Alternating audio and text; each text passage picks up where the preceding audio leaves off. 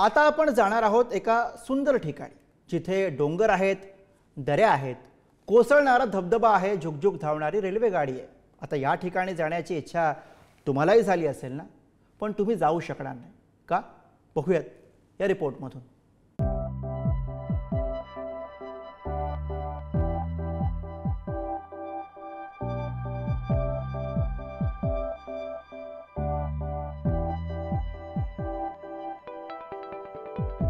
Chennai express बघितलाय का?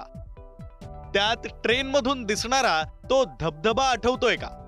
सुंदर, विलोभनीय, मनमोहक, आकर्षक, नयनरम्य ही सगळी विशेषणं अगदी चपखल लागू पडतील असं ते दृश्य।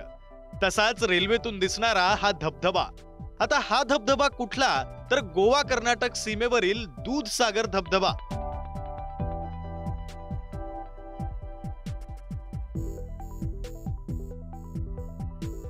उंचीवरून कोसळणारं फेसाळलेलं पाणी, त्या पाण्याचे उडणारे तुषार, चहूबाजूने असलेल्या डोंगर कपाऱ्या, डोंगरांवरची हिरवळ आणि या सगळ्याला जोड म्हणून डोंगरांच्या मधून धबधब्याच्या समोरून जाणारी रेल्वे कोणालाही मोहित करतील अशी ही दृश्य।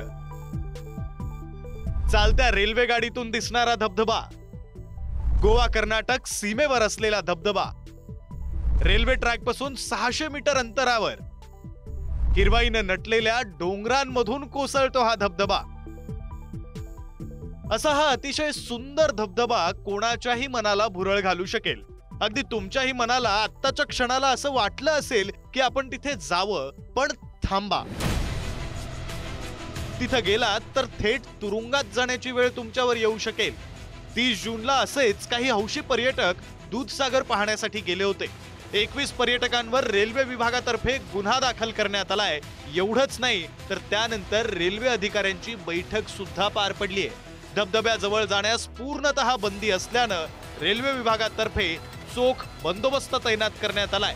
शिवाय कॅसल रॉक रेल्वे स्थानकापासून कोलम रेल्वे स्थानकाच्या मध्ये लागणाऱ्या करंजोळ, दूधसागर तसंच सोलोलिम या स्थानकावर पर्यटकांनी उतरल्यास त्यांच्यावर गुन्हा दाखल करण्यात येणार असल्याचंही सांगण्यात आलंय।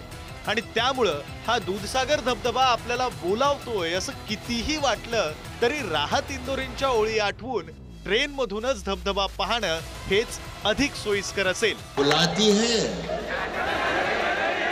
मगर जाने का नहीं। बेळगावहून अक्षता नाईक सह विक्रांत शिंदे, पुढारी न्यूज।